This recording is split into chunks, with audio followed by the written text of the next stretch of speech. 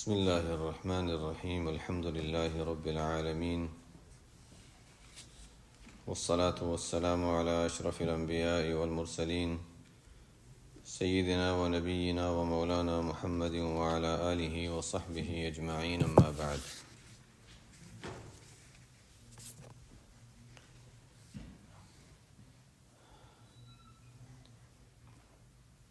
العلم النافع هو الذي ينبسط في الصدر شعاع وينكشف به عن القلب قناعه. ہماری جو اصل کتاب تھی اکمال الشیم، اس میں سب سے پہلی بات یہی بیان کی گئی ہے، علم کا بیان. اور علم کے بیان میں سب سے پہلی چیز کتاب کی ابتدا جو ہوتی ہے وہ اس ملفوظ سے ہوتی ہے. جیسے میں نے بتایا تھا کہ یہ جو کتاب ہے یہ اصل جو انہوں نے ارشادات جو فرمائے تھے، جو اصل ترتیب تھی کتاب کی وہ یہ تھی الحکم العطائیہ. بعد میں پھر اس کو عنوانات کے لحاظ سے مرتب کیا گیا کہ ایک عنوان کے متعلق بات ایک جگہ پر، دوسرے عنوان سے متعلق دوسری جگہ پر، تو وہ پھر طبیب الحکم اس کا نام رکھا گیا تھا. تو وہ جو طبیب الحکم ہے اس کے لحاظ سے یہ سب سے پہلا کتاب کی پہلی بات ہے جو عام طور پہ اکمال الشیم میں بیان کی جاتی ہے. فرماتے ہیں العلم النافع، علم نافع وہ ہوتا ہے، اس لیے کہ علم عام طور پر لوگوں میں یہ سمجھا جاتا ہے کہ علم معلومات کو کہتے ہیں، جس کی معلومات میں اضافہ ہے اس کے علم میں اضافہ ہے. یہ فرماتے ہیں کہ ایسی بات نہیں، اور حقیقت یہی ہے. اسی وجہ سے آپ صلی اللہ علیہ وسلم کا جو ارشاد ہے، اور امام بخاری رحمۃ اللہ علیہ نے بھی اس کو ایک بغیر سند کے، جیسے امام بخاری کی عادت ہے، اس کو نقل فرمایا ہے کہ انما العلم بالتعلم. علم وہ ہوتا ہے جو انسان، علم نافع اور شرعاً معتبر علم نافع علم وہ ہوتا ہے جو انسان کسی سے سیکھے، جو کسی سے سیکھ کر حاصل کیا جائے. اس زمانے میں تو تقریباً یہی طریقہ ہوتا تھا. کتابوں کا سلسلہ کم تھا، اگرچہ تھیں لیکن کچھ بہت زیادہ دستور کتابوں کا نہیں تھا. لیکن بعد میں یہ سلسلہ بہت زیادہ واضح ہوا کہ اچھا ایک شخص ہے جو صرف اپنے مطالعے کی بنیاد پر آگے سیکھتا ہے اور پھر آگے سکھانے لگ جاتا ہے. اور ایسی بہت سی مثالیں ملتی ہیں، اور بہت سوں نے اس کو اپنے فخریہ انداز میں بیان کیا کہ ہمیں کسی سے شرف تلمذ حاصل نہیں، ہم نے کسی سے باقاعدہ پڑھا نہیں ہے، یہ ہمارے مطالعہ ہے. تو ہمارے مطالعے کے نتیجے میں اب ہمارے اندر کوئی تعصب نہیں ہے، ہم نے مطالعے کے نتیجے میں جو اصل تحقیق تھی اس کے مطابق عمل کر رہے ہیں. علمی اپنے آپ کو کہنا، کتابی اپنے آپ کو کہنا، یہ آج کل کی اصطلاحات بن گئی ہیں. حالانکہ بس وہی لوگوں کو یعنی ظاہری الفاظ کے لحاظ سے اس میں دھوکہ ہو جاتا ہے کہ ہاں دیکھو واقعی اس نے تو یعنی بس علم اور کتاب اور ان چیزوں سے واسطہ رکھا ہے. لیکن آپ صلی اللہ علیہ وسلم کے لحاظ سے، ارشاد کے لحاظ سے انما العلم بالتعلم، علم تو معتبر وہ ہے جو کسی سے سیکھ کر حاصل کیا جائے. اس کی وجہ یہ ہے کہ کتابوں سے انسان کو معلومات تو مل جاتی ہیں، لیکن اس کی حقیقت، اس کی نورانیت، جو سلسلہ آپ صلی اللہ علیہ وسلم تک متصل ہے، جو اس امت کو اللہ تعالیٰ نے ایک بڑی خصوصیت دی، ایک تو احادیث کی حفاظت کے لحاظ سے کہ کس نے بیان کیا، اس کا درجہ کیا تھا، اس کو کس نے بتایا، اس کا درجہ کیا تھا، اور بڑی بڑی قربانیاں جو ان حضرات نے پیش کی ہیں. یہ کتابیں ہم تک جو محفوظ ہوئیں، جو علم ہم تک محفوظ ہوا، اگر وہ صرف کتابی حد تک ہوتا تو آسان تھا، لیکن یہ اصل کے لحاظ سے بہت محنت کر کے ایک ایک چیز حاصل کی گئی. ایک حدیث ہے، ابو الدرداء رضی اللہ تعالیٰ عنہ دمشق میں ہیں. مدینہ منورہ سے ایک شخص جو حدیث سنتے ہیں ان کو پتہ چلتا ہے کہ اس حدیث کے اصل نقل کرنے والے ابو الدرداء رضی اللہ تعالیٰ عنہ ہیں، جو فی الحال دمشق میں ہیں. وہ وہاں سے مدینہ منورہ سے جاتے ہیں، حالانکہ وہ اصل مرکز ہے، وہاں سے چلتے ہیں، دمشق جاتے ہیں، حضرت ابو الدرداء رضی اللہ تعالیٰ عنہ کے پاس جاتے ہیں اور ان سے آ کر کہتے ہیں کہ میں صرف ایک حدیث جو مجھے پتہ چلا ہے کہ آپ اس کے ناقل ہیں، تو میں اس سند کو حاصل کرنے کے لیے، حالانکہ وہ معلومات تھی،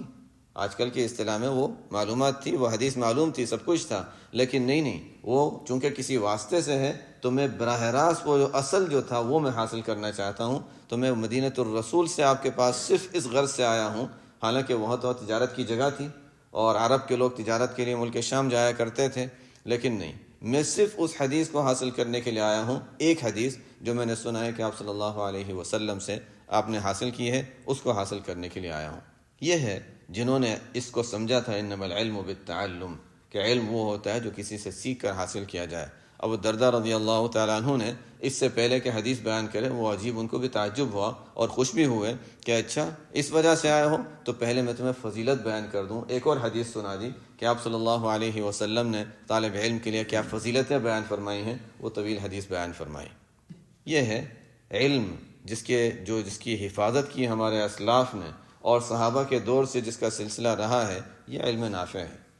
یہ صرف وہی کتابی اور علمی اور یہ چیزیں جو ہیں، یہ ٹھیک ہے انسان کے علوم میں، معلومات میں اضافہ ہو مطالعے کے ذریعے سے، لیکن بنیاد جو ہے وہ سند متصل ہو، آپ صلی اللہ علیہ وسلم سے جو سلسلہ متصل ہے اس سلسلے کے ساتھ انسان جڑا ہو۔ تو ایسا ہی ہوتا ہے کہ اصل معلومات جو بنیادی ہیں، وہ تعلیم وہ جو علوم ہیں، اس کی اصل سب کی آ جاتی ہے۔ اس کے بعد انسان جس فن میں لگنا چاہے مزید مطالعہ کر لے، تفسیر سے زیادہ تعلق ہے اس کا مزید مطالعہ کر لے، اور حدیث کا، اس لیے کہ بنیاد وہ سمجھ چکا ہے اور بنیاد کے ساتھ مزاج سمجھ چکا ہے۔ یہ ہوتا ہے جب انسان کتاب پڑھتا ہے تو معلومات مل جاتی ہیں، وہ نور اور وہ جو مزاج وہ انسان کو آمنے سامنے سے ہی حاصل ہوتا ہے۔ تو اسی وجہ سے آپ صلی اللہ علیہ وسلم نے بھی یہی فرمایا، اور یہی اسلاف کا ہمیشہ سے طریقہ رہا ہے۔ تو یہ فرماتے ہیں العلم النافع، علم نافع وہ ہے کہ جس میں اتنی نورانیت ہو، ایسا نور ہو کہ هو الذی ينبسط فی الصدر شعاعہ، کہ سینے میں اس کی نور کی شعاعیں پھیل جائیں، دل میں اس کی وجہ سے نورانیت آ جائے۔ اب ظاہر ہے کہ وہ نظر آنے والی چیز تو نہیں ہے، لیکن اس کی کچھ علامات ہوتی ہیں، اس کی علامات ہوتی ہیں۔ اور وَيَنْكَشِفُ بِهِ عَنِ الْقَلْبِ قِنَاعُهُ، اور ظلمت کے پردے وہاں سے ہٹ جائیں۔ امام شافعی رحمۃ اللہ علیہ کا مشہور ہے، طلباء میں تو بہت معروف ہے کہ امام شافعی رحمۃ اللہ علیہ فرماتے ہیں، حالانکہ وہ اپنے لحاظ سے فرماتے ہوں گے، ہمارے لحاظ سے تو وہ بہت ہی زیادہ اللہ تعالیٰ نے ان کو صلاحیتیں دی تھیں، لیکن وہ فرماتے ہیں کہ مجھے وہ یاد نہیں رہتا تھا۔ ہم تو کتنی کتابیں، ہر ایک کا حال مختلف ہوتا ہے، لیکن کتنی کتاب پڑھتے ہیں اور اس کے بعد اچھا شاید کہیں پڑھا تھا، شاید کہیں پڑھا تھا، اور کبھی کبھی تو یہ بھی یاد نہیں رہتا کہ پڑھا تھا، بلکہ کبھی لکھا بھی ہوتا ہے ایک عرصے کے بعد، اچھا یاد بھی نہیں تھی کہ میں نے لکھا بھی ہے۔ یہ ہمارے حافظے تو اس طرح ہیں، لیکن ان حضرات کے حافظے جو ہوتے تھے وہ اس زمانے کے حالات کے لحاظ سے وہ سوچتے تھے، تو وہ فرماتے ہیں میرا حافظہ کمزور تھا، حافظہ میرا کمزور تھا، یاد نہیں رہتا تھا۔ تو اپنے استاد وکیع کے پاس گئے اور ان سے عرض کیا کہ میں پڑھتا تو ہوں لیکن یاد نہیں رہتا ہے۔ جیسے کہ حافظے اس زمانے کے ہوتے ہی عجیب تھے، صحابہ رضی اللہ عنہ کے حافظے کیسے تھے، لکھنے کا تو سلسلہ تھا نہیں، جو تھا وہ حافظے سے تھا۔ اور ایک مرتبہ طویل حدیثیں جو ہم تک منقول ہیں وہ کیسے ہیں، ایک مرتبہ سنی اور یاد ہو گئی، بس ایک مرتبہ سنی اور یاد ہو گئی۔ اور ہم 10 مرتبہ بھی اس کتاب کو پڑھ لیں یاد نہیں ہوتی، وہ ہمیں باقاعدہ حفظ کرنا پڑتا ہے، یاد کرنا پڑتا ہے۔ کہاں سے کہاں باتیں۔ حضرت انور شاہ کشمیری رحمۃ اللہ علیہ طالب علمی کا دور تھا ان کا، اور وہ کسی جگہ کوئی مناظر آگے مناظرہ کرنے کے لیے، اصل کوئی اہل باطل اس اعتبار سے نہیں تھے، اس سے کہ اس زمانے میں تو بہت سے غیر مسلموں کے بھی ہوا کرتے تھے، یہ کوئی تھے جو حنفیہ پر اعتراض کرتے تھے اور غیر مقلد تھے، وہ آگے مناظرہ کرنے کے لیے۔ ہمارے علماء میں جو مناظرے کے لیے جانے والے تھے ان کو پہنچنے میں دیر ہو گئی، وہ اس سے پہلے پہنچ گئے، اور وہ آ کر کچھ مسائل بیان کر کے چیلنج کرنے لگے، ہے کوئی جواب دینے والا، کوئی مجھے جواب دے سکتا ہے؟ حضرت انور شاہ کشمیری رحمۃ اللہ علیہ کا طالب علمی کا دور تھا، اور وہ فرماتے ہیں کہ یہ چیلنج کر رہا ہے اور کوئی آگے نہیں جا رہا ہے، جو ہمارا مناظر ہے وہ ابھی تک پہنچا نہیں ہے، یہ چلے گئے آگے۔ ان سے جا کر کہا کہ آپ کا کیا سوال ہے؟ چاہیے فلاں، دیکھو حدیث بخاری کی حدیث ہے اور یہ ہے۔ تو شاہ صاحب رحمۃ اللہ علیہ نے ان سے پوچھا آپ بخاری شریف آپ نے پڑھی ہے، آپ جانتے ہیں بخاری شریف کو؟ یہ طالب علم کہا کہ بیٹے تم مجھ سے کیا کہتے ہو، میں نے بخاری شریف 10 سال پڑھائی ہے، تم مجھ سے پوچھ رہے ہو کہ بخاری پڑھی بھی ہے؟ تو حضرت انور شاہ کشمیری رحمۃ اللہ نے فرمایا اچھا ٹھیک ہے، چلو دیکھتے ہیں کس کو بخاری شریف آتی ہے۔ ان کا تو اللہ تعالیٰ نے حافظہ دیا تھا، ایک عجیبی تھے، آیت من آیت اللہ۔ حضرت تھانوی رحمۃ اللہ علیہ فرماتے ہیں، لیکن معاصرین میں حضرت تھانوی رحمۃ اللہ علیہ فرماتے ہیں کہ انور شاہ کشمیری رحمۃ اللہ علیہ آیت من آیات اللہ ہے، اللہ کی نشانیوں میں سے ایک نشانی ہے۔ انہوں نے اس دور میں وہ اسٹیج پر بیٹھے اور بخاری شریف کی ابتدا کر دی، حافظے سے سنانا شروع کر دیا۔ باب کیف کان بدء الوحی علی رسول اللہ صلی اللہ علیہ وسلم، شروع کیا، وہ بھی سنتا رہا، اچھا کبھی تو رکے گا، کتنا رکے گا، ایک حفظہ شاید ایک صفحہ رٹ کر آیا ہوگا، 2 صفحے، چلتے رہے۔ کہا جاتا ہے کہ وہ بخاری شریف کے جو پارے ہیں اس کے لحاظ سے 2 پارے سے زیادہ لگاتار وہ پڑھتے رہے۔ مناظر اسٹیج سے اتر کے چلا گیا کہ ہم سمجھتے تھے ان کو بخاری نہیں آتی، ہمیں نہیں آتی، ان لوگوں کو تو بہت آتی، ان کا بچہ یعنی بخاری شریف کا حافظ ہے۔ مناظرہ ختم ہو گیا۔ تو یہ بہرحال بعضوں کو اللہ تعالیٰ یہ قوی حافظہ دیتے ہیں، تو پتہ نہیں امام شافعی رحمۃ اللہ علیہ کس مقام کے لحاظ سے اپنا سوچ رہے ہوں گے کہ حافظہ میرا کمزور ہے۔ تو انہوں نے اپنے استاد سے شکایت کی، شکوت الی وکیع سوء حفظی، تو انہوں نے فرمایا کہ دیکھو علم جو ہے نا وہ ایک نور ہے۔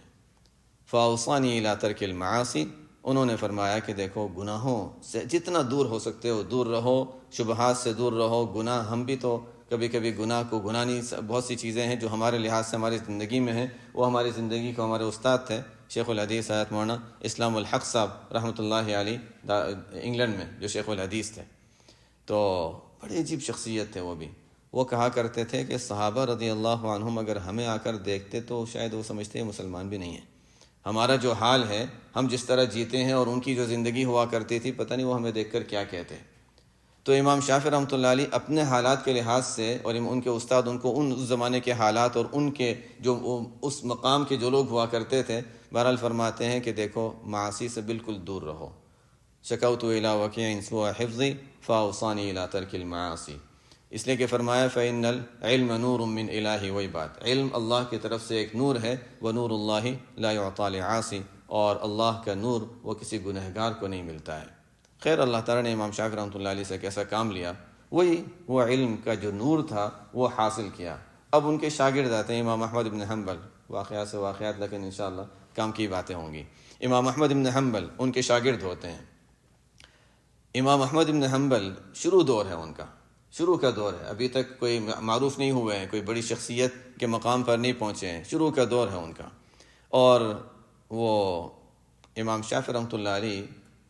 آپ صلی اللہ علیہ وسلم کو خواب میں دیکھتے ہیں۔ کچھ امام احمد کے بارے میں فرمایا گیا ہے، وہ خط لکھتے ہیں، اپنے شاگرد کو دیتے ہیں کہ جاؤ احمد ابن حنبل جو ہیں ان کو جا کر یہ میرا خط پہنچا دو۔ وہ شاگرد جاتے ہیں امام احمد کے پاس، غالباً ربیع نام ہوتا ہے شاگرد کا، وہ جاتے ہیں امام احمد بن حنبل کے پاس، استاد امام شافعی نے یہ خط آپ کے لیے دیا ہے۔ پوچھا آپ نے پڑھا ہے؟ کہا نہیں پڑھا ہے، وہ تو انہوں نے بند کیا تھا، مہر لگا کے پھر مجھے دیا ہے، بس آپ کے لیے ہے۔ وہ خط کھولتے ہیں اور پڑھتے ہیں تو روتے چلے جاتے ہیں، سنا بھی نہیں سکتے، ان سے کہتے ہیں اچھا آپ خود پڑھ لیں کیا لکھا ہوا ہے۔ کیا ہوتا ہے؟ امام شافعی رحمۃ اللہ علیہ فرماتے ہیں کہ آپ صلی اللہ علیہ وسلم کی میں نے خواب میں زیارت کی۔ امام آپ صلی اللہ علیہ وسلم نے فرمایا کہ احمد بن حنبل سے کہہ دو کہ ان کا امتحان لیا جائے گا، انہ سیمتحن، ان کا امتحان آنے والا ہے، ایک وقت آئے گا کہ ان کی آزمائش ہوگی، امتحان ہوگا، اور ان سے کہا جائے گا کہ کہہ دو کہ القرآن مخلوق، کہ قرآن مخلوق ہے۔ کبھی بھی ایسا نہ کرنا، قرآن کو مخلوق نہیں کہنا، کلام اللہ ہے، وہ مخلوق کہاں ہے؟ وہ تو اللہ تعالیٰ کے جو ہم پڑھتے ہیں وہ تو ہماری زبان سے ادا کرتے ہیں، لیکن اصل کلام اللہ جو ہے، قرآن جو ہے، وہ تو مخلوق نہیں ہے، اصل کلام اللہ جو ہے وہ مخلوق نہیں۔ ہاں لکھا ہوا ہماری شکل میں ایک صفحات ہیں، وہ تو چلو ٹھیک ہے، وہ تو صفحات کی شکل میں، اصل کلام اللہ تو مخلوق نہیں۔ تو دیکھو جمے رہنا اپنی بات پر، اور یضرب بالسیاط، کوڑے وغیرہ بھی مارے جائیں گے، سخت آزمائشیں آئیں گی، لیکن جمے رہنا اپنی بات پہ۔ اور جب یہ کرو گے، اگر تم نے اس میں کامیابی دکھا دی تو پھر اخیر قیامت تک کے لیے تمہیں بلندی دی جائے گی، اس طرح کہ جس کو کہتے ہیں اردو میں کہہ سکتے ہیں تمہارا جھنڈا بلند کیا جائے گا۔ یہ ایک طرح سے گویا کہ یہ بھی تھا کہ آگے سخت آزمائش بھی آنے والی ہے، ایک طرف یہ بھی تھا کہ اچھا تمہارا ایک بہت اونچا مقام بھی ہونے والا ہے۔ وہی ان مع العسر یسرا، بیٹھے بیٹھے تو نہیں ملتا کچھ۔ امام احمد بن حنبل پر بہت اثر ہوا اس کا۔ ان کے شاگرد جو امام شافعی کے شاگرد جو خط لے کر آئے تھے، انہوں نے جب خط پڑھا تو انہوں نے آخری حصے کو اس لحاظ سے اہمیت دی کہ یہ تو آپ کے لیے بہت بڑی بشارت ہے، آپ صلی اللہ علیہ وسلم کی طرف سے پیغام دیا گیا ہے، ٹھیک ہے آزمائش آئے گی لیکن آپ کے لیے بشارت ہے کہ آپ کے لیے آپ کا جھنڈا ہمیشہ کے لیے بلند ہوگا۔ تو اس بشارت پر عام طور پہ دستور ایسا ہوتا تھا کہ جب کوئی خوشخبری، کوئی اچھی خبر سنائے تو اس کو کچھ انعام دیا جائے۔ احادیث میں بھی ذکر ملتا ہے،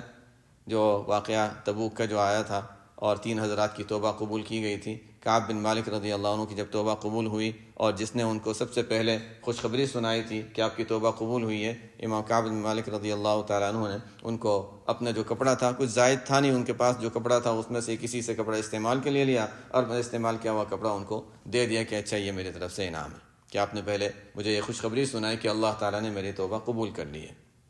عجیب عجیب واقعات اور عجیب عجیب چیزیں۔ ہمارے یہاں پہنا ہوا کپڑا کسی کو دینا ویسے ہی بہت سی مرتبہ عیب سمجھا جاتا ہے، بہت سے لوگوں میں، سب میں نہیں لیکن بہت سے لوگوں میں عیب سمجھا جاتا ہے۔ پہنا ہوا کپڑا دیا، نیا دیتے، اور وہ بھی بغیر دھوئے دے دیا، اوپر جو پہنا ہوا تھا وہی اتارا اور دے دیا، اچھا دھویا بھی نہیں۔ تو ان حضرات کا کیا تھا کہ ایک اتنی بڑی بشارت اللہ کی طرف سے، توبہ کی قبولیت، اس پر انعام کیا دے رہے ہیں؟ کعب بن مالک رضی اللہ عنہ اپنا استعمال کیا ہوا کپڑا، اچھا ہے آپ میری طرف سے آپ کے لیے ہدیہ ہے، اور انہوں نے قبول بھی کیا اور اس کو ایک اچھی چیز سمجھا گیا۔ تو امام احمد بن حنبل سے انہوں نے یہ کہا کہ یہ بہت بڑی بشارت ہے، تو اس پر کوئی انعام بھی تو، یعنی مقصد تبرک حاصل کرنا تھا، لیکن تو امام احمد بن حنبل کے پاس بھی اس وقت کوئی زائد کپڑے نہیں تھے، اندر کپڑا ایک تھا، اوپر کرتا جو پہنا ہوا تھا یا کوئی اور چادر تھی، بہرحال انہوں نے اپنا جو کرتا تھا وہ اتار کر ان کو ہدیے میں دے دیا۔ یہ یہاں سے لے کر گئے، امام شافعی رحمۃ اللہ علیہ کے پاس پہنچے اور ان کو بتایا کہ یہ واقعہ اس طرح پیش آیا، میں نے اس طرح کہا، انہوں نے یہ، تو امام شافعی رحمۃ اللہ علیہ نے فرمایا کہ یہ جو کرتا انہوں نے دیا ہے وہ تو آپ کی ملک ہے، میں وہ تو آپ سے نہیں مانگتا، بس اتنی اجازت دے دو کہ میں اس کو پانی میں بھگو کر نکال لوں ایک مرتبہ۔ حالانکہ امام شافعی ہیں، امام احمد ان کے شاگرد ہیں، لیکن استاد شاگرد کا کتنا زیادہ ان کے دل میں ان کی وقعت ہوگی اور کیا مقام ہوگا کہ وہ فرماتے ہیں بس کرتا مجھے اتنی اجازت دے دو کہ یہ کرتا پانی میں بھگو کر میں اس کو کرتا آپ کو واپس کر دوں گا، وہ پانی میں رکھ لوں گا۔ ایسا ہی کیا، اور واقعات میں ملتا ہے کہ امام شافعی رحمۃ اللہ علیہ نے وہ پانی محفوظ رکھا اور اس پانی کو کل یوم روزانہ وہ اس میں ہاتھ ڈال کر اپنے چہرے پر مل لیا کرتے تھے تبرکاً۔ یہ ان کے یہاں اس کا امام احمد بن حنبل کا مقام تھا۔ بہرحال پھر وہی ہوا کہ بعد میں ان کے ساتھ امام احمد کے ساتھ جو واقعات پیش آئے، یہ کیا تھا؟ وہی جس کو کہتے ہیں کہ آپ صلی اللہ علیہ وسلم کی طرف سے رہنمائی ملتی تھی، جب علم متصل تھا اور آپ صلی اللہ علیہ وسلم تک وہ متصل تھا سلسلہ، تو رہنمائی بھی آپ صلی اللہ علیہ وسلم کی طرف سے ہوتی رہتی تھی، اور ایسا ہوتا رہا ہے۔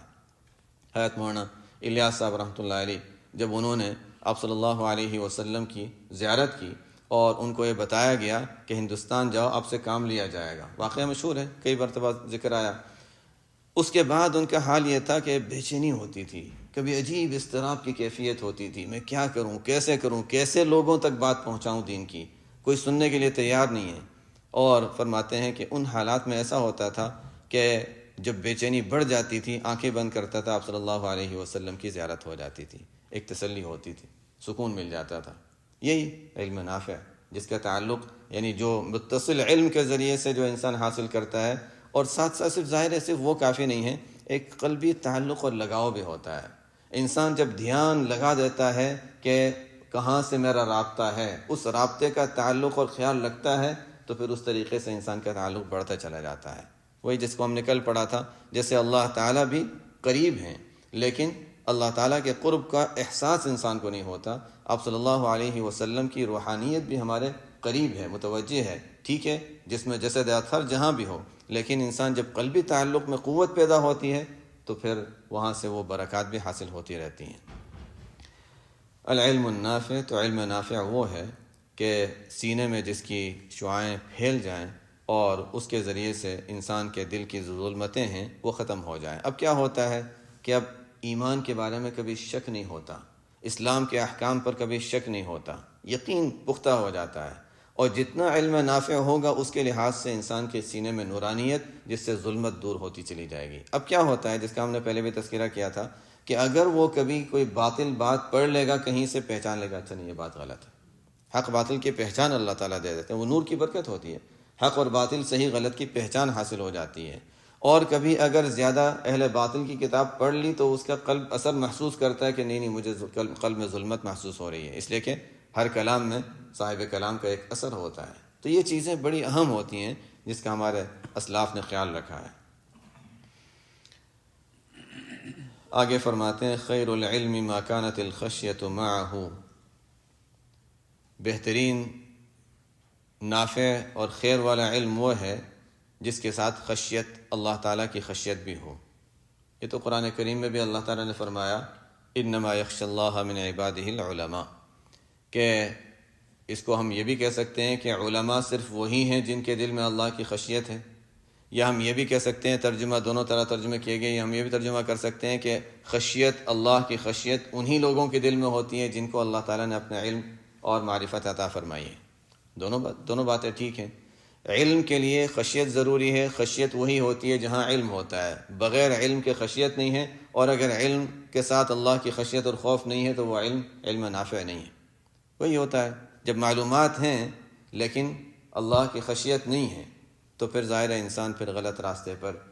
راستے پر جانا شروع کر دیتا ہے۔ انسان جو بھی ایک رائے قائم کرنا چاہتا ہے، بہت سے ہوتے ہیں کہ پہلے ایک رائے قائم کر لیتے ہیں کہ اچھا دیکھو مجھے یہاں پر یہ رائے قائم کرنی، اب وہ اس کو دلائل بنانا شروع کرتا ہے تو ٹھیک ہے، کہیں سے کچھ بھی مل جائے گا۔ اب وہ 11ویں شریف کہاں سے ثابت ہے؟ وہ کہتے ہیں وہ جو مانتے ہیں وہ کہتے ہیں قرآن سے ثابت ہے، 11ویں شریف جو قرآن سے ثابت ہے، قرآن میں آتا ہے 11 کوکباً، 11 نمبر ثابت ہو گیا، 11ویں کی فضیلت ثابت ہو گئی۔ تو ہر ایک قرآن و حدیث سے استدلال کر کے اپنی باتیں پیش کرنے کی کوشش کرتا ہے، لیکن ظاہر ہے کہ مدار اس پر ہے کہ وہ اسلاف سے منقول ہے، یعنی علم نافع ہے، یعنی وہی جس کو میں نے بتایا کہ سند متصل ہونی چاہیے۔ تو بہترین علم وہ ہے جس کے ساتھ خشیت بھی ہو۔ خشیت اور خوف تھوڑا سا فرق ہے، خوف کا تذکرہ پہلے آ چکا ہے۔ خشیت یہ ہے کہ کسی کے عظمت اور احترام کی وجہ سے کسی کا ڈر ہو، یہ نہیں کہ مار کا ڈر ہے۔ ایک ہوتا ہے شیر سے انسان ڈرتا ہے، وہ ڈر الگ ہے، جس کو انبیاء علیہ السلام کے بارے میں قرآن کریم نے فرمایا یخشونہ ولا یخشون احدا الا اللہ، کہ انبیاء کی شان یہ ہے کہ وہ صرف اللہ کی خشیت رکھتے ہیں، اللہ کے علاوہ کسی کی خشیت نہیں رکھتے، اور اس کا ترجمہ میں بھی آ جاتا ہے کہ وہ اللہ کے سوا کسی سے نہیں ڈرتے۔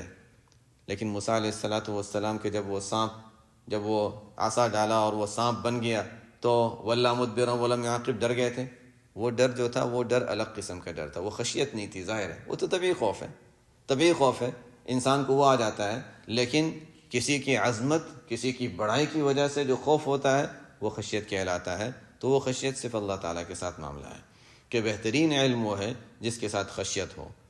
اب خشیت ہے یا نہیں ہے کیسے پتہ چلے گا؟ اس کی علامت کیا ہے؟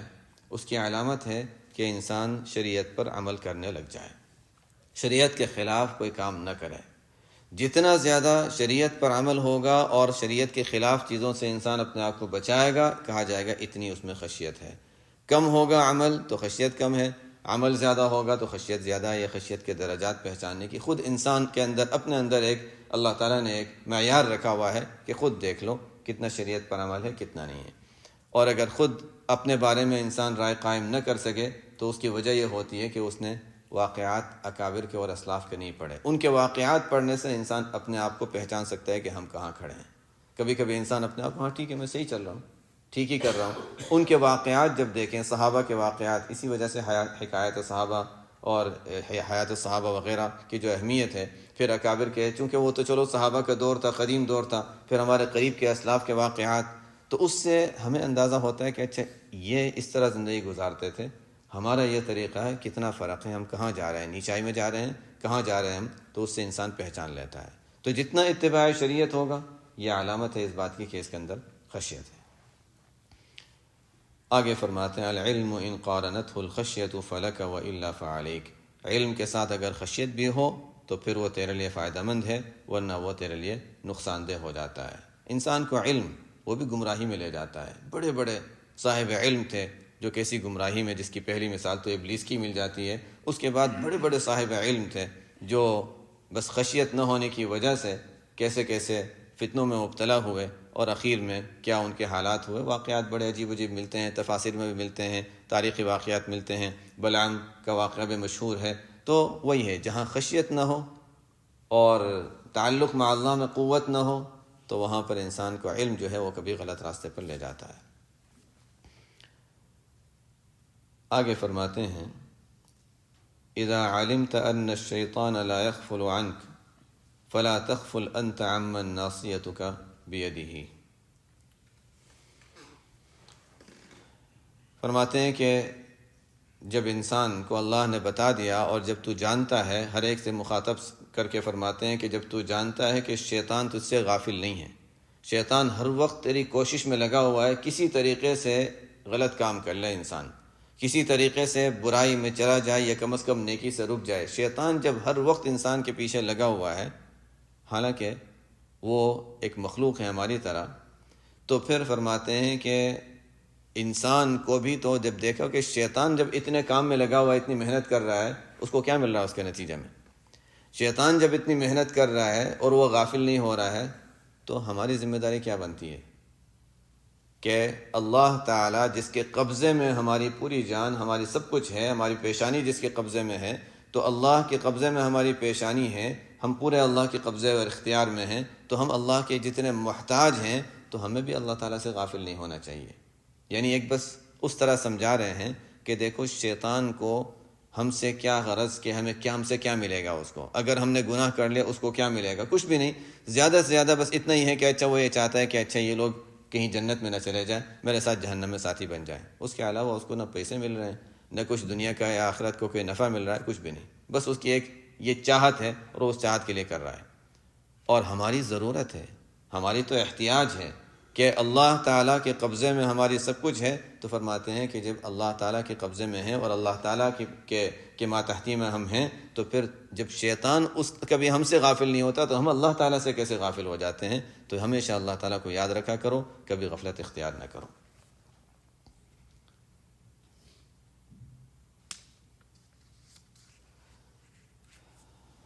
آگے تواضع سے متعلق کچھ باتیں ہیں، فرماتے ہیں من اثبت لنفسه تواضعا فهو المتكبر حقا اذ ليس التواضع الا عن رفعة فمتى اثبتت لنفسك تواضعا فانت المتكبر حقا۔ فرماتے ہیں کہ جو شخص اپنے لیے تواضع ثابت کرے، کہتے دیکھو میں نے تواضع کی ہے، چاہے وہ کہتا ہو یا چاہے عمل سے وہ یہ سمجھتا ہو کہ اچھا دیکھو میں نے تواضع کی ہے، مجھے تو اسٹیج پر بیٹھنا چاہیے تھا لیکن میں نیچے بیٹھ گیا، میں نے تواضع کی ہے، اگر یہ ذہن میں بات آتی ہے تو، یا کوئی بھی کسی طرح کی کوئی چیز کہ انسان یہ سوچتا ہے کہ اچھا میں نے تواضع کر لی کہ میں نے یہ کام کر لیا۔ کوئی شخص صفائی کر لیتا ہے، سمجھتا ہے کہ اچھا میں نے تواضع کیا، میرا تو مقام سے اس سے اونچا تھا لیکن چلو میں تھوڑی صفائی کر لیتا ہوں، یہ مسجد میں کچرا نظر آیا، چلو اٹھانا تو کسی اور کو چاہیے، میں اٹھا لیتا ہوں۔ اگر یہ چیز ذہن میں آتی ہے، اب وہ انسان خود اپنے امتحان لے لے کہ ہم کتنے پانی میں، اگر کبھی یہ چیز ذہن میں آتی ہے، اس کا مطلب ہے کہ تکبر اندر بھرا ہوا ہے، چاہے وہ نیچا والا کام، اس لیے کہ ایک ہوتا ہے تواضع کی ظاہری علامت کہ انسان ایسا کام کر رہا ہے جو ظاہراً نیچا سمجھا جاتا ہے، کم درجے کا سمجھا جاتا ہے، یہ تو ظاہراً ہم کہتے ہیں نا ظاہراً ہی متواضع ہے، کوئی جوتے سیدھے کر دیتا ہے، کوئی صفائی کر لیتا ہے، لیکن اگر وہ اس جگہ پر کام کرتے ہوئے وہ یہ سمجھتا ہے کہ مجھے اس سے ذرا اونچا ہونا چاہیے لیکن کوئی بات نہیں میں یہ کام کر لیتا ہوں، تو ظاہراً چاہے تواضع نظر آئے گا، حقیقتاً وہ متکبر ہے۔ اصل میں کبر جو ہے وہ دل کے اندر ہوتا ہے، اور اس کو جب انسان ظاہر کرتا ہے نا ظاہری افعال کے ذریعے سے تو وہ تکبر کہلاتا ہے۔ کبر اور تکبر میں یہ تھوڑا سا فرق، کبر اصل قلب کی صفت ہے اور تکبر اس کو ظاہر کرنا، انسان کے دل میں بڑائی ہے اور ظاہر میں کوئی ایسی بات کہتا ہے، ایسا کوئی کام کرتا ہے جس سے اپنی بڑائی ظاہر ہو، اس کو تکبر کہا جاتا ہے۔ اسی طرح تواضع جو ہے وہ اصل کے لحاظ سے دل کی صفت ہے، دل میں ہونا چاہیے، انسان اللہ کے عظمت کو اتنا اس کے مستحضر ہو کہ اپنی کوئی حیثیت ہی نہ سمجھے۔ ایک بزرگ تھے، وہ نماز کے لیے تیار ہوئے اور صاف کپڑے پہنے جا رہے ہیں نماز کے لیے، اور جاتے ہوئے اب کسی نے شرارت کی یا قصدن تھا، بہرحال وہ جا رہے تھے، اوپر مکان سے کسی نے کچرا پھینکا اور کپڑے ان کے گندے ہو گئے۔ ظاہر ہے کہ ایسا موقع ہے جس میں انسان کو غصہ آتا ہے کہ یعنی ان کو کم از کم دیکھنا چاہیے تھا، اوپر سے کچرا پھینکنا ویسے ہی غلط بات ہے، اور پھر کم از کم پھینکنا ہی تھا تو چلو ٹھیک ہے دیکھ تو لیتے نیچے کوئی ہے یا نہیں ہے، لیکن ان کی نظر تو وہاں تھی ہی نہیں، دوسروں پر تھی ہی نہیں، دوسروں کے عیوب پر نظر نہیں تھی، نظر اس پر تھی کہ یا اللہ میرے اعمال تو ایسے ہیں کہ مجھ پر آگ برستی تب بھی میں اس قابل تھا، یا اللہ تو نے کرم کیا کہ مجھ پر تو صرف کچرا ہی گرا ہے۔ گئے، کپڑے بدلے، پھر نماز کے لیے چلے گئے۔ یہ قلب کا ایک احساس ہوتا ہے کہ انسان کی ہمیشہ نظر اپنے آپ پر ہو، دوسروں پر نہ ہو کہ اس نے ایسا کیوں کیا، یہ ہو کہ میں نے جو کیا، میرے ساتھ کیا، میرے عمل کا کیا نتیجہ ہونا چاہیے۔ بس نہ غصہ آئے گا۔ کبر ہی اصل ہے جو انسان کو دوسرے کے خلاف ابھارتا ہے، غصہ دلاتا ہے، انسان اپنی کوئی حیثیت سمجھتا ہے۔ کبر نہ ہو تو بہت پوری دنیا کے مسائل ہی حل ہو جائیں، نہ یہ کرسیوں کی لڑائی ہو، نہ یہ ووٹنگ سسٹم ہو، کچھ مسئلے، سب مسئلے ختم ہو جائیں، اس لیے کہ کسی کو آگے بڑھنا ہی نہیں۔ پورا جو دنیا میں جو فتنوں اور لڑائی جھگڑے خون ریزی جتنا بھی ہو رہا ہے، سب کی بنیاد اگر دیکھیں تو ایک ہی بری چل رہا ہے۔ بہرحال من اثبت لنفسہ تواضعا، جو اپنے لیے تواضع ثابت کرتا ہے، چاہے کہتا ہے یا چاہے سمجھتا ہے دل میں یا انداز سے ایسا ظاہر کرتا ہے، تو کہتے ہیں حقیقی متکبر یہی ہے۔ ایک تو ہوتا ہے کہ انسان کو یہ محسوس ہے کہ نہیں ٹھیک ہے میرے اندر تواضع نہیں ہے، جو ہونی چاہیے، ایک احساس ہو تو یہ تو اچھی بات ہے،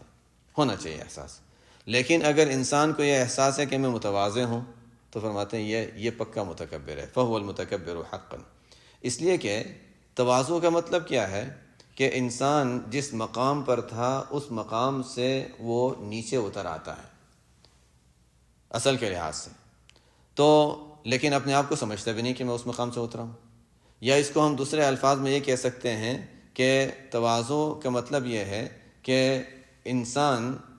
یعنی اپنے اللہ تعالیٰ کی قدرت کا، اللہ تعالیٰ کی بڑائی کا اتنا مشاہدہ کرے کہ اپنی کوئی حیثیت ہی نہ سمجھے۔ جب اپنی کوئی حیثیت ہی نہیں سمجھ رہا تو اللہ تعالیٰ نے مسجد میں بٹھا دیا، بھی اللہ تعالیٰ کا کرم ہے، میں تو اس قابل بھی نہیں تھا۔ وہی جیسے کہ کچرا اگر گرا ہے، نہیں میں تو اس سے بھی کم درجے پر، جہاں اللہ نے رکھا ہے اس سے اپنے آپ کو کم سمجھے، یہ اس کو کہتے ہیں تواضع۔ کیوں؟ اس لیے کہ اللہ تعالیٰ کی عظمت اتنی دل میں ہے کہ جہاں اللہ نے رکھا ہے میں تو اس سے بھی کم درجے کا اہل تھا، اللہ تعالیٰ نے مجھے اونچا درجہ دے دیا۔ جہاں ہو اپنے آپ کو اپنے درجے سے اونچا سمجھے، یہ انسان کے دل کی حالت ہونی چاہیے۔ فرماتے ہیں اذ لیس التواضع الا عن رفعۃ، اس لیے کہ تواضع تو تب ہوتی ہے نا جب انسان کسی درجے پر ہو اور وہاں سے نیچے اترے۔ تو اگر کوئی اپنے بارے میں سمجھا میں تواضع کر رہا ہوں، اس کا مطلب ہے کہ اپنے آپ کو سمجھ رہا ہے میں اونچا ہونا چاہیے تھا مجھے، میں نیچے آ گیا ہوں، تو یہ تو کبر ثابت کر رہا ہے اپنے لیے۔ فمتى اثبت لنفسك تواضعا، تو اپنے لیے اگر تم تواضع ثابت کرو گے تو فرماتے ہیں کہ پھر حقیقی متکبر تم ہی ہو۔ ہمارے شیخ الحدیث صاحب، شیخ الحدیث مولانا زکریا رحمۃ اللہ علیہ، ایک معنی تھا کہ شیخ الحدیث تو صرف انہی کے لیے تھا۔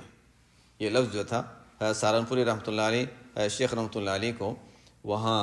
ذمہ دار بنانا چاہ رہے تھے، بلکہ مدرسہ مدارم سہارنپور کے جو ذمہ دار حضرات تھے وہ بھی شیخ رحمۃ اللہ علیہ کو ناظم وغیرہ اور اہتمام وغیرہ میں آگے بڑھانا چاہتے تھے۔ شیخ نے فرمایا اگر میرا نام وہاں آیا، مجھے اگر ذمہ داری میرے نام پر دی گئی تو پھر مجھے ڈھونڈتے ہی رہو گے، میں غائب ہو جاؤں گا یہاں سے۔ میں جیسے ہوں ایسے ہی مجھے پڑھانے دو، بس پڑھانے کے لیے میں ہوں۔ ہاں مشہور ہے، میں ہر چیز میں سب میں تھا، لیکن نام نہیں چاہیے۔ میرا نام اگر وہاں آیا تو پھر مجھے ڈھونڈتے ہی رہو گے۔ لوگوں نے سوچا نہیں ان کو رکھنا تو ہے، ضرورت ان کی ہے، تو اس وجہ سے ان کا نام کسی بھی ذمہ داری عہدے میں نہیں ڈالا گیا۔ سہارنپوری رحمۃ اللہ علیہ نے ان کے لیے خود اپنی طرف سے نام تجویز فرمایا شیخ الحدیث، اور شیخ الحدیث کا نام ایسا ان کے ساتھ لگ گیا کہ بس شیخ الحدیث شیخ الحدیث، حالانکہ وہ پہلی مرتبہ تھا لیکن بس شیخ الحدیث۔ اس کے بعد خیر ایک سلسلہ چل گیا کہ جہاں بھی کوئی بخاری شریف پڑھاتا ہے تو ان کو شیخ الحدیث کہا جاتا ہے، لیکن بہرحال یہ اصل میں شیخ الحدیث۔ اس وجہ سے میں کہہ رہا ہوں کہ ایک زمانہ تھا کہ شیخ یا شیخ الحدیث جب کہا جاتا تھا تو ایک ہی نام سب کے ذہن میں تھا کہ کس کی بات ہو رہی ہے۔ تو خیر شیخ الحدیث مولانا زکریا رحمۃ اللہ علیہ، وہ اپنے متعلقین جو خاص ہوا کرتے تھے ان سے کبھی فرماتے تھے کہ دیکھو کہیں ایسا نہ ہو کہ تواضع اور پستی اختیار کرنے میں، تواضع اختیار کرنے میں یہ سلسلہ بند ہو جائے، سلسلے کو جاری رکھنا۔ اس لیے کہ تواضع کا مطلب یہ ہے کہ انسان یہ سوچے نہیں میں قابل نہیں ہوں، اور حقیقت ایسے ہی ہے۔ حضرت مدنی رحمۃ اللہ علیہ فرمایا کرتے تھے اپنے آپ کو قابل کون سمجھتا ہے؟ اپنے آپ کو جو قابل سمجھے وہ تو نااہل ہے۔ اپنے آپ کو اہل کون سمجھتا ہے؟ شیخ رحمۃ اللہ علیہ بیعت نہیں کیا کرتے تھے، تو حضرت مدنی رحمۃ اللہ علیہ زبردستی ان کو بیعت کرنے کے لیے اصرار کیا۔ حضرت مولانا الیاس صاحب رحمۃ اللہ علیہ نے اصرار کیا، بلکہ سب سے پہلے تو حضرت مولانا الیاس صاحب رحمۃ اللہ علیہ لے گئے کہ اچھا یہ عورتیں ہیں جو بیعت کی درخواست کر رہی ہیں، بیٹھو ابھی بیعت کرو۔ بڑے تھے، چچا تھے، تو حالانکہ حضرت شیخ کا بہت احترام بھی کرتے تھے ایک اعتبار سے، لیکن دوسری طرف وہ چونکہ چچا بھی تھے، ایک طرح سے والد کی جگہ بھی تھے، تو فرمایا اچھا ٹھیک ہے اب بیعت کرو۔ امامہ اپنا اتارا، ہاتھ سے نکالا اور عورتوں کو اندر پکڑا دیا، یہاں شیخ رحمۃ اللہ علیہ کو بیٹھا ہے، اب بیعت کرو۔ اب حضرت مولانا الیاس صاحب رحمۃ اللہ علیہ بیٹھے ہیں اور حضرت شیخ رحمۃ اللہ علیہ بیعت کر رہے ہیں۔ بہرحال زبردستی بیعت کا سلسلہ شروع کروایا، خود حضرت شیخ کا یہ حال تھا۔ حضرت مدنی رحمۃ اللہ علیہ سے بھی حضرت شیخ نے فرمایا کہ میں بیعت وغیرہ تو میں تو اس قابل اپنے آپ کو اہل کون سمجھتا ہے۔ حضرت مدنی ناراض ہوئے، ایک ناراضگی کے انداز میں بات کی کہ اپنے آپ کو اہل کون سمجھتا ہے، جو اپنے آپ کو اہل سمجھے گا وہ تو نااہل ہی ہوگا، اس لیے جو اپنے بڑوں نے جو ذمہ داری دی ہے اس کو کرتے رہو۔ بہرحال سلسلہ چلا، پھر شیخ رحمۃ اللہ علیہ نے بھی آگے اپنے متعلقین سے یہ فرمایا کہ دیکھو تواضع اپنی جگہ، لیکن تواضع کی وجہ سے کہیں یہ سلسلہ بند نہ کر دینا، سلسلہ جاری رہنا چاہیے۔ شیخ رحمۃ اللہ علیہ کے لوگوں میں بھی حضرت قاری امیر حسن صاحب رحمۃ اللہ علیہ، شاید نام سنا ہوگا بہت سو نے، حضرت قاری امیر حسن صاحب رحمۃ اللہ علیہ، شیخ رحمۃ اللہ علیہ اپنے خاص لوگوں میں ان کو بہت اونچے مقام پر کہا کرتے تھے، بہت اونچے مقام پر تھے، لیکن وہی تواضع اتنی زیادہ کہ جہاں پر عام طور پہ اور کسی کے لیے زیادہ عرصہ رہنا مشکل تھا، حضرت مولانا ابرار الحق صاحب ہردوئی رحمۃ اللہ علیہ، حضرت تھانوی رحمۃ اللہ علیہ کے خلفاء میں آخری تھے، مزاج حضرت تھانوی رحمۃ اللہ علیہ والا مزاج تو ظاہر ہے وہ مزاج بھی تھا ذرا، یعنی مزاج سخت بھی، اور جس کو کہتے ہیں کہ بہت زیادہ سختی سے زیادہ ہم یہ کہہ سکتے ہیں کہ اصول اور پابندی ان چیزوں میں زیادہ تھی۔ تو بہرحال جہاں حضرت مولانا ابرار الحق صاحب رحمۃ اللہ علیہ کے جو ادارہ تھا دعوت الحق، وہاں پر ہردوئی میں حضرت مولانا قاری امیر حسن صاحب رحمۃ اللہ علیہ ایک زمانے تک رہے۔ جس وقت میں گیا اس وقت ان کی عمر، یعنی میرا طالب علمی کا دور تھا، آپ سے تقریباً میں 96 کی بات کر رہا ہوں، اس وقت میں گیا۔ ہے شیخ رحمۃ اللہ علیہ کے خلفاء میں ان کے ایک خاص مقام ہے، لیکن وہ وہاں پر اسی طرح جیسے ایک عام خادم کام کیا کرتے ہیں اس طریقے سے پڑھا بھی رہے ہیں، چاہے صبح بچوں کو لوگوں کو اٹھا بھی رہے ہیں، بس اسی طرح وہی ایک سادگی والا انداز جو اس میں شروع سے ایک چیز تھی، اور اسی طرح اخیری عمر تک تقریباً اسی طرح انہوں نے گزارا گیا، وہی اپنے آپ کو مٹانا، تواضع۔ تو حالانکہ بہت اونچے مقام پر تھے، بہت اونچے مقام ہے۔ شیخ رحمۃ اللہ علیہ کے خلفاء میں حضرت شیخ فرمایا کرتے تھے ان کے بارے میں کہ ان کو اونچے مقام پر فرمایا کرتے تھے۔ حضرت مفتی محمود حسن گنگوہی رحمۃ اللہ علیہ، وہ حضرت شیخ کے بعد ان کا جو مقام تھا وہ تمام خلفاء نے بالاتفاق مان لیا تھا کہ ان کا جو مقام ہے۔ مجھے یاد ہے پہلی مرتبہ جب میں دیوبند گیا تو حضرت رحمۃ اللہ علیہ کے حکم سے ہی گیا تھا،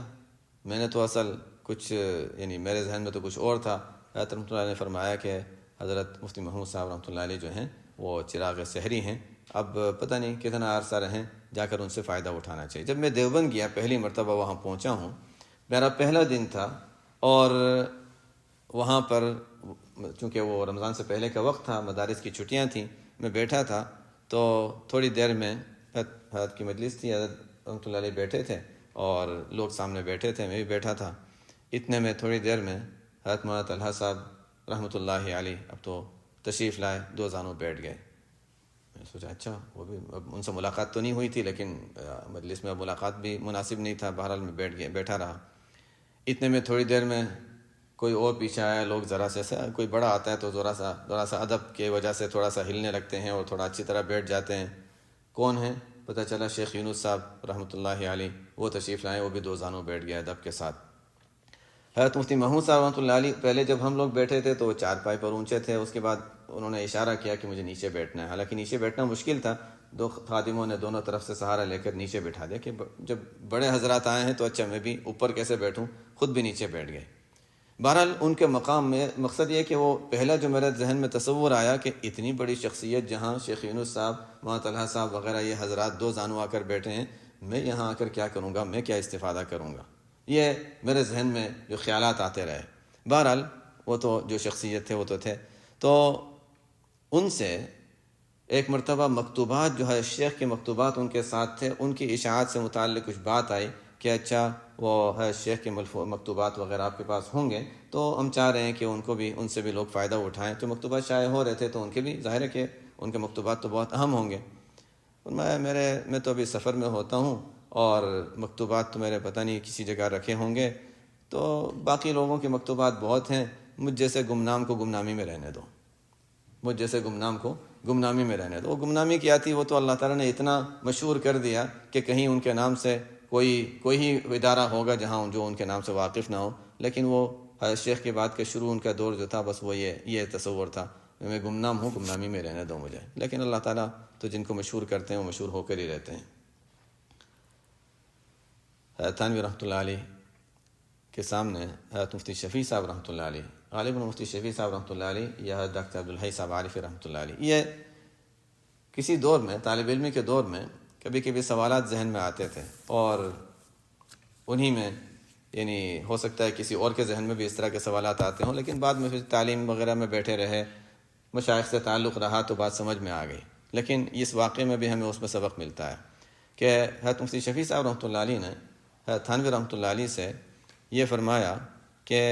اللہ تعالیٰ کا کتنا بڑا کرم ہے، احسان ہے کہ حضرت کے ساتھ ہمیں وابستہ کر دیا، کہ اس کی وجہ سے ہمیں یعنی جو فائدہ ہو رہا ہے یہ تو اللہ تعالیٰ کا ہم پر بہت کرم ہے کہ حضرت نے آپ کے ساتھ تعلق ہمارا قائم کر دیا۔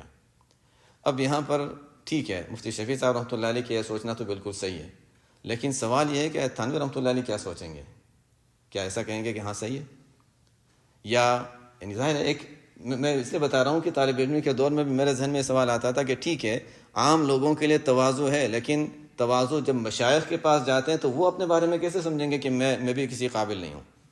یعنی ظاہر ہے جب وہ قابل سمجھیں گے تبھی تو وہ اپنے آپ کو تھوڑا سا اونچی جگہ پر بٹھائیں گے اور دوسروں کو فائدہ پہنچائیں گے، لیکن بعد میں بات سمجھ میں آ گئی تعلیموں وغیرہ میں بیٹھ کر۔ خیر، حضرت تھانوی رحمۃ اللہ علیہ کے واقعے میں یہ بات ہے کہ جب ان سے کہا کہ اللہ تعالیٰ کے احسان ہے کہ اللہ تعالیٰ نے آپ سے رابطہ کرا دیا اور یہ ایک سلسلہ عطا فرما دیا، تو حضرت تھانوی نے فرمایا آپ کو ایسا ہی سمجھنا چاہیے۔ یہ مختصر سا جملہ، لیکن اس میں سب کچھ آ گیا۔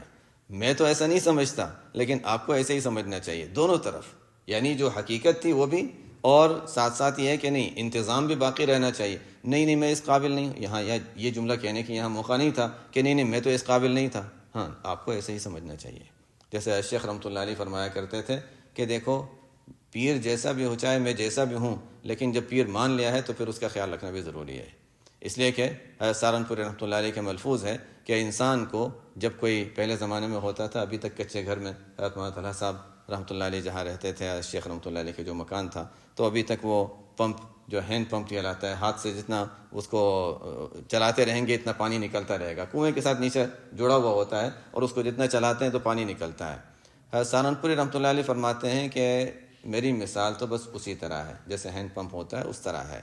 کہ اصل کے لحاظ سے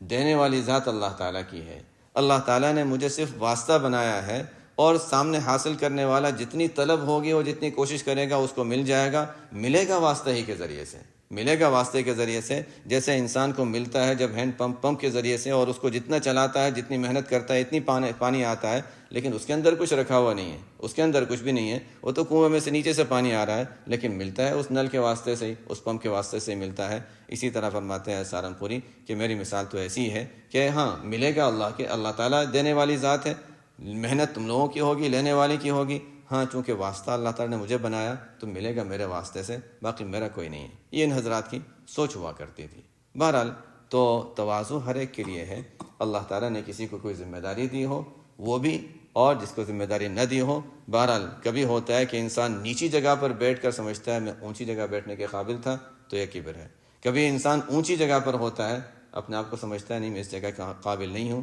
تو چاہے وہ دیکھنے میں نظر آتا ہے اوپر، لیکن وہ متواضع ہے۔ یہ بہرحال ایسی کبھی کبھی باریکیاں ہوتی ہیں جہاں انسان سمجھ نہیں سکتا، اور ظاہر ہے اس کو اور بھی تفصیلات ہیں آگے اور ملفوظات میں انشاءاللہ کل بات کریں گے۔ سبحانک اللہم و بحمدک، اشہد ان لا الہ الا انت، استغفرک و اتوب الیک۔